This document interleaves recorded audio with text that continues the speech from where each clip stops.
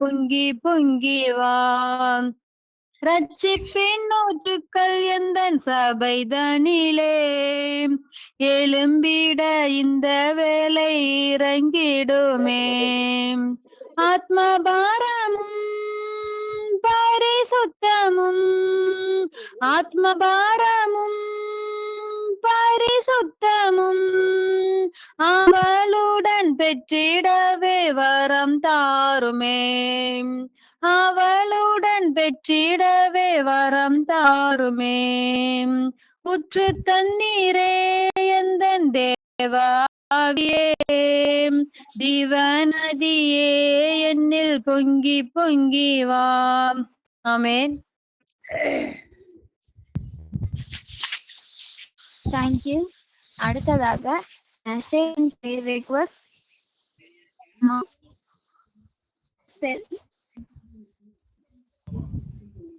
இன்று பிறந்தநாள் காணும் செல்லா ஆண்டி, பிரபாகரன் அப்பா, பிரபா அத்தைக்காக ப்ரேயர் பண்ணிக்கோங்க.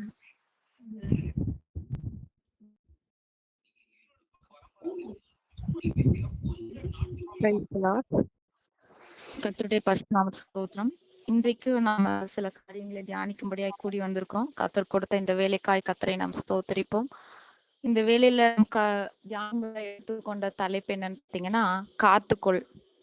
இன்னைக்கு உலக பிரகாரமா சில காரியங்களை நம்ம அநேக பிரயாசப்பட்டு காத்துக்கொள்கிறோம். நம்ம வீட்டுல ஒரு கோல் இருந்தா கூட அதை எவ்வளவு பத்திரமா நம்ம பாதுகாக்கிறோமோ அதை காட்டிலும் கர்த்தருடைய வார்த்தை சொல்லக்கூடிய காரியங்களை நம்ம இன்னும் அதிகமாய் காத்துக்கொள்ள பிரயாசப்படணும்.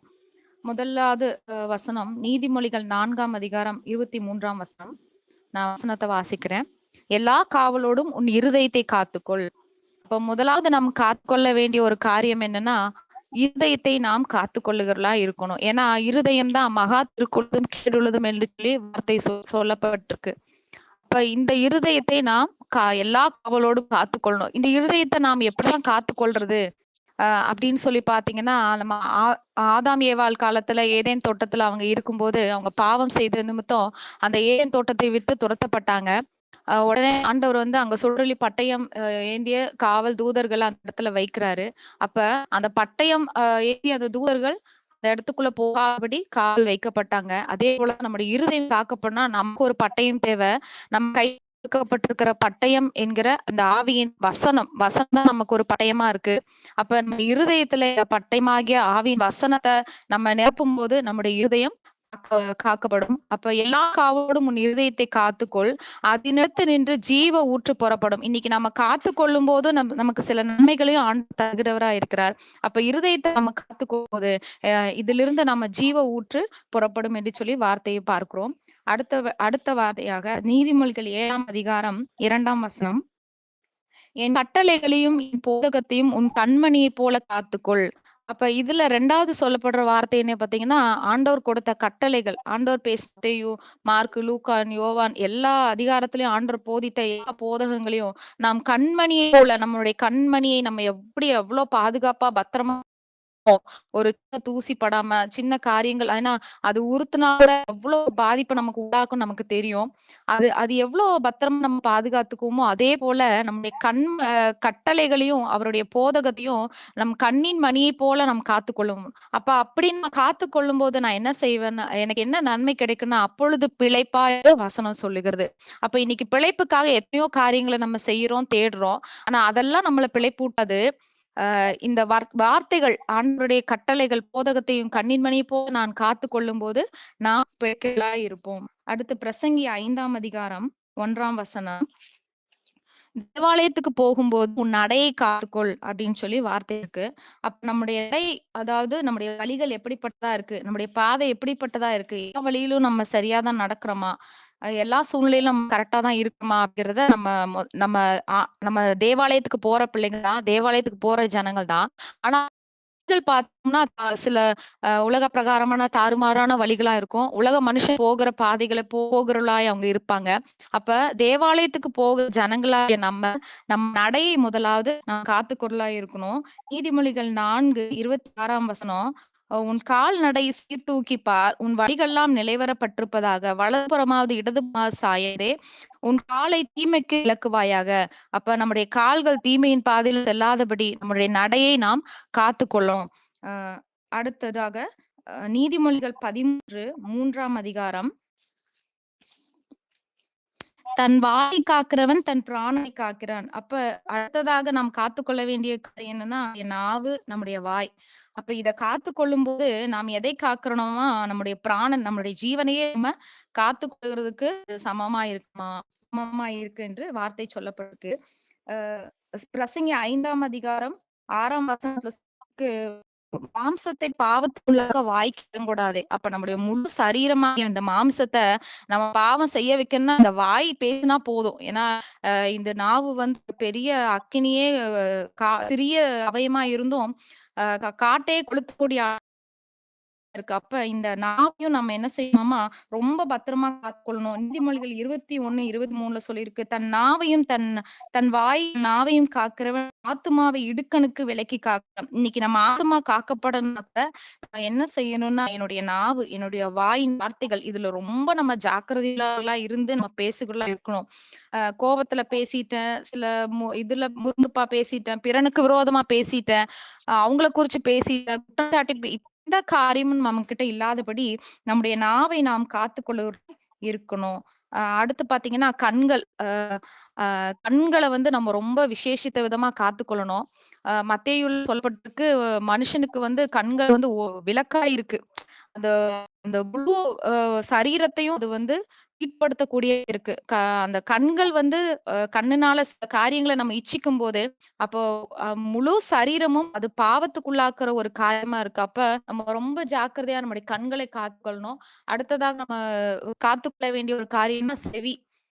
அதாவது ரத்தம் சிந்துவதற்கான யோசனைகளை கேளாதபடி தன் செவியை அடைத்து அப்படின்னு சொல்லி ஏசாயால ஒரு வசனம் இருக்கு. அப்ப நம்முடைய செவிகளை நாம் என்ன செய்யணுமா, தீங்கான யோசனைகளுக்கு, ரத்தம் சிந்துகிறதுக்கான யோசனைகளுக்கெல்லாம் விலக்கி நாம் செவியை காத்துக்கொள்ளலாம் இருக்கணும். அப்ப இந்த காரியங்கள்லாம் நம்ம காத்துக்கொள்ளும் போது நம்முடைய ஆத்துமா அது பத்திரப்பட்டிருக்கும். அப்ப நம்ம முதலாவது இருதயத்தை காத்துக்கொள்ளணும். அடுத்து ஆண்டவருடைய கட்டளைகளையும் போதத்தையும் கண்ணின் காத்துக்கொள்ளணும். அடுத்து நம்மளுடைய நடைகளை நாம் வழிகள், நம்முடைய பாதைகள், அதையெல்லாம் நம்ம காத்துக்கொள்ளலாம் இருக்கணும். அடுத்து நம்முடைய நாவை நாம் காத்துக்கொள்ளணும். அடுத்து நம்முடைய கண்களை நாம் காத்துக்கொள்ளணும். அடுத்ததாக நம்முடைய செவியை நாம் காத்துக்கொள்ள இருக்கணும். இப்படி நம்முடைய சரீரத்தின் அவயங்கள் எல்லாவற்றையும் நாம் காத்துக்கொள்ளும் போது உண்மையாலுமே நம்முடைய ஆத்மா பரலோக ராஜ்யத்துக்கு பாத்திரமாய் மாறும். கேட்ட சத்தியத்தின்படி கர்த்தர் ஒவ்வொருவருக்கும் இந்த அவயங்களை எல்லாம் காத்துக்கொள்ள கிருபை தருவாராக. தேவன் தாமே இந்த வார்த்தைகளை ஆசீர்வதிப்பாராக. ஆமென்.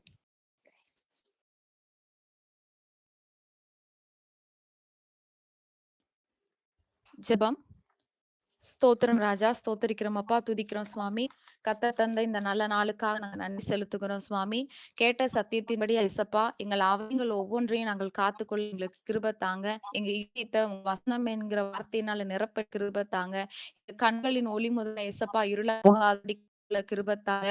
எங்களுடைய ஐம்புலன்களை ஐசப்பா உமக்குள்ள நாங்க தகப்பன் அடக்கி ஆளுகளா இருக்க நீங்க கிருபை தாங்க சுவாமி. தகப்பனே, இந்த வார்த்தைகள் ஒவ்வொருவருக்கும் பிரயோஜனமா இருக்கட்டும் சுவாமி. எந்தெந்த மேற்கொள்ள முடியாதபடி விழுந்து போய் கிடக்குறாங்களோ ஒவ்வொருவரையும் கர்த்தருடைய கரத்தை தூக்கி எடுக்கும்படியா ஜெபிக்கிறோம் சுவாமி. இந்த வேளையில் இயேசப்பா, கூடுகையில் இணைந்திருக்கிற ஒவ்வொரு குடும்பங்களையும் கர்த்தர் நீர் ஆசீர்வதிக்கும்படியா ஜெபிக்கிறோம். இந்த குடும்பத்தில் ஒவ்வொருவருடைய தேவைகளை கர்த்தர் சந்தித்து கொடுங்க. இவங்க கையிட்டு செய்கிற காரியத்துல ஆசீர்வாதத்தை கொடுங்க. போக்கிலும் வரத்திலும் அப்பா, இந்த நாளிலும் தகப்பனே, பிறந்த நாளை காண இருக்கிற ஸ்டெலாக்காவுக்காக ஜெபிக்கிறோம் சுவாமி. ஆசீர்வாத புத்தியுள்ள ஸ்திரீ தன் வீட்டை கட்டுகிறான்னு சொன்ன வார்த்தையின்படி அப்பா, புத்தியுள்ள ஸ்திரீக்குள்ள அந்த வீட்டை கட்டி எழுப்ப அவர்களை நீங்க பிரயோஜனப்படுத்துங்க சுவாமி. தகப்பனே, உடைய கரத்துல ஒப்பு கொடுக்கிறோம். ஆயுசு நாட்களை கூட்டி கொடுங்க. சுக ஜீவனை கொடுத்து கத்து பாதுகாத்து கொள்ளுங்க. பிரபாகரமா உடைய கரத்துல ஒப்பு கொடுக்கிறோம். பிரபாகா உடைய கரத்துல ஒப்பு கொடுக்கிறோம் சுவாமி. அப்பா, ஸ்தோத்திரே, பிரபாகர் மாமா செய்து வருகிற வேலையை ஆசீர்வதிங்க தகப்பனே. வேலைக்கு வேண்டிய உயர்வை நீங்க கட்டளையிடுங்க சுவாமி. அப்பா, சுகபல ஜீவனை கொடு சுவாமி. அப்பா, ஆயுசு நாட்களை கூட்டி கொடுங்க தகப்பனே. சகலவற்றிலும் பரிசுத்தமாய் தன்னை காத்துக்கொள்ள கர்த்தர் உதவி செய்யுங்க. பிரபாகா உம்முடைய கரத்துல ஒப்பு கொடுக்கிறோம். மீண்டுமாய் ஒரு புதிய வருஷத்தை இவர்களுக்கு எல்லாம் நீர் கூட்டி கொடுத்திருக்கிறீங்க. அதற்காக நன்றி செலுத்துகிறோம். உம்மை ஸ்தோத்திரிக்கிற ராஜா. இரவும் பகலும் தகப்பனே ஓயாமல் கண்ணுறங்காமல் பாதுகாக்க தேவனுடைய கரத்துல இவர்கள் எல்லாம் ஒப்பு கொடுத்து ஜெபிக்கிறோம் சுவாமி. தேவ பாதுகாப்பு இவர்களையும் இவர்கள் குடும்பங்களையும் வேலியடைத்து காத்துக்கொள்ளும்படி ஜெபிக்கிறோம் சுவாமி. தகப்பனே உம்முடைய ஆளுகைக்கு நேரா ஒப்பு கொடுக்கிறோம், தாழ்த்துக்கிறோம். அப்பா இந்த நாள் பிறந்த நாள் காண்கிற ஒவ்வொருவரை கர்த்தர் ஆசீர்வதிங்க. இன்னும் அநேக அவங்க தங்கள் நாள்ல காணவும் கர்த்தருக்கு சாட்சியாய் நிற்கவும் அப்பா நீர் அவளை பயன்படுத்த போற கிருபைக்காக நன்றி செலுத்தி உம்மை ஸ்தோத்திரிக்கிறோம். சகல துதியும் கனமும் மகிமையும் ஒருவருக்கே நாங்கள் ஏற்கிறோம். மீட்பெரும் இரட்சகருமாகிய இயேசு கிறிஸ்துவின் நாமத்தினாய் கேட்கிறோம் நல்ல பிதாவே. ஆமென். இப்போ என்னுடைய குரல் கேக்குதுங்களா? கேக்குதுங்க.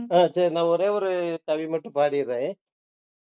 எண்ணில் அடங்கா ஸ்தோத்திரம் தேவா என்றென்றும் நான் பாடுவேன். எண்ணில் அடங்கா ஸ்தோத்திரம் தேவா என்றென்றும் நான் பாடுவேன்.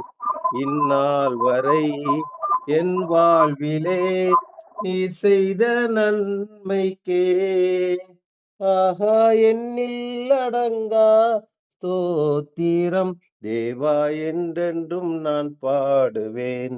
ஆமென். Thank you uncle. இன்றைய மனப்பாட வசனம், நான் அஞ்சுகிறேன் விந்தையை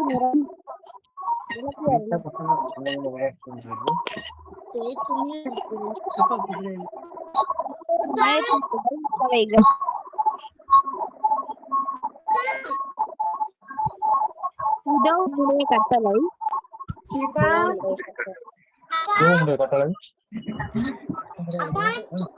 வாஞ்சையாய் இருக்கிறேன். உனக்கு நீதியா என்னை எழுப்பியது. சங்கீதம் 119